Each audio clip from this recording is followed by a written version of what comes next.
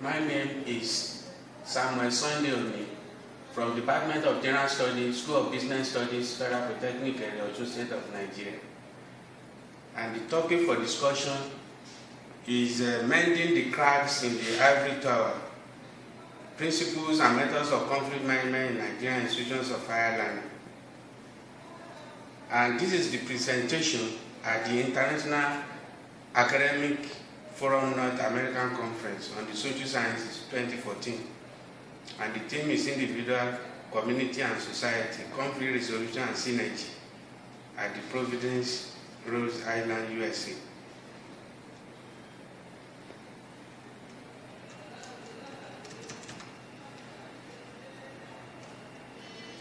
And by way of abstract, conflict is inherent in all workplaces and contexts. It occurs regularly in everyday situations and can vary in level and intensity. Unresolved conflict can lead to long-term tension and unhappiness among employees.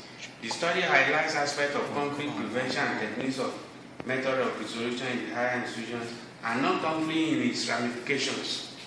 The contribution conceptualizes conflict, discusses topology of conflict, and causes through areas of conflict. However, labor management and worker-worker relations are reviewed to allow reductionism in addressing the nature and causes of conflict in higher educational institutions. The study knows that conflict management is a critical and very sensitive issue, which will continue to pose a challenge to tertiary institutions even beyond the 21st century. Finally, it concludes that effective conflict prevention and resolution is a fundamental requirement of organizational effectiveness. And these are the outlines of presentation. Introduction, topology of conflict, nature and effects of conflict in Nigeria, tertiary institutions, causes and areas of conflict in labor management relations, principle of conflict relations, methods of solving conflicts in institutions of higher learning.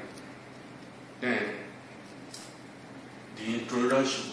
The importance of tertiary education to national development can now be overemphasized. The institution of higher learning in Nigeria, especially the universities, polytechnic colleges of technology and colleges of education, are often regarded as very complex organizations.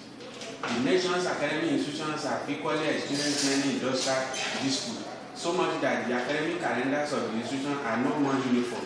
Fire have not only become frequent and rampant in academic institutions, but have also lasted longer than necessary.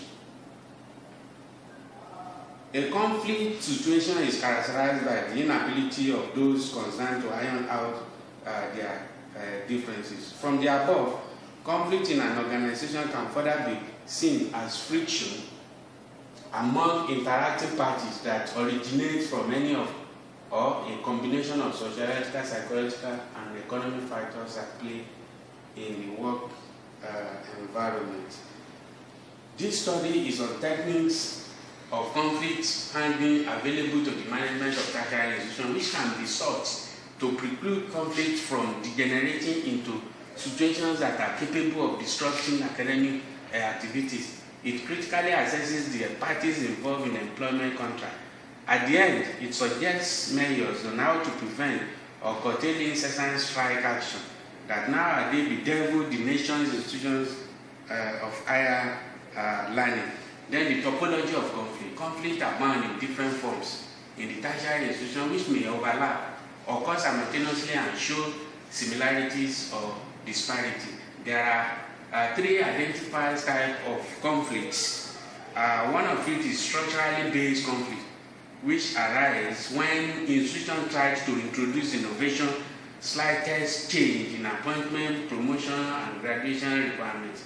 And the second one is role conflict, which also occurs when staff or students have a competing set of roles to perform at the same time.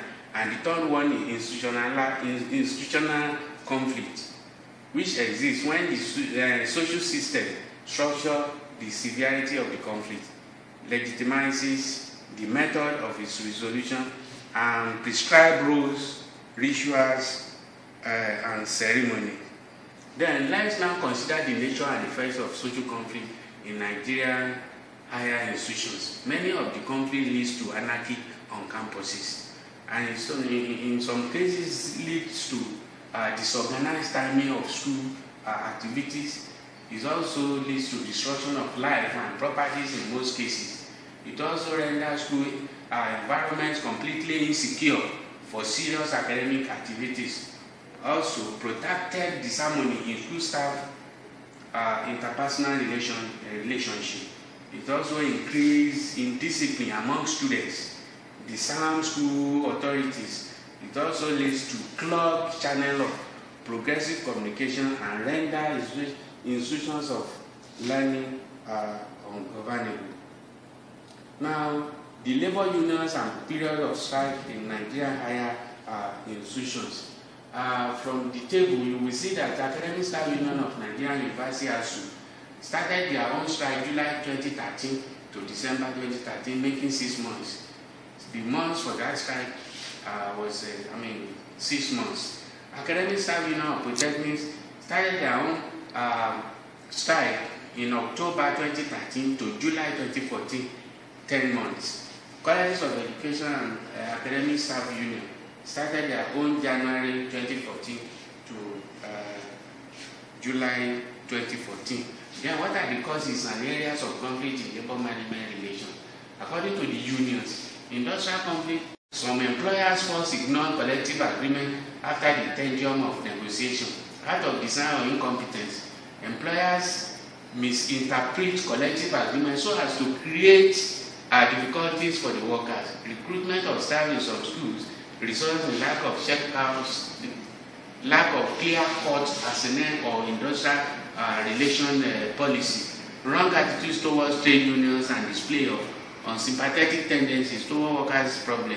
This group of managers usually provoke strike and labor unrest, and training facilities in some of the institutions are so poor that the worker who hardly learn enough to self-actualize on the job. Then, in the areas and the part of the employees, in the opinion of the employers, strikes and labor unrest are due to the following. They believe that trade unions have a tendency to bureaucratize grievance settlement.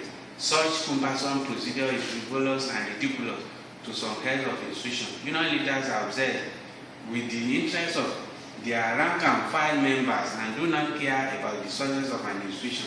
Making persistent wage demands for each increase in pay is inevitably accompanied by a rise both in tax and in the living index.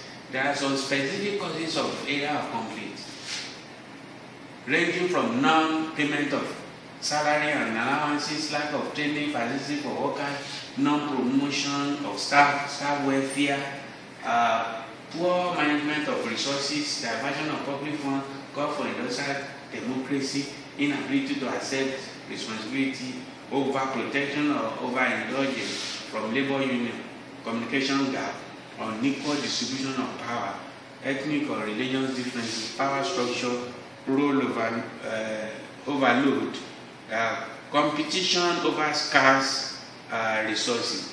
These are some of the specific causes of conflict in tertiary institutions. Then let's consider the principle of conflict prevention and resolution. The head of the institution, they can ask those who disagree to paraphrase one another's comments. This may help them if they really understand one another. Work out a compromise to agree on the underlying source of conflict, then engage in give and take and finally agree on a solution.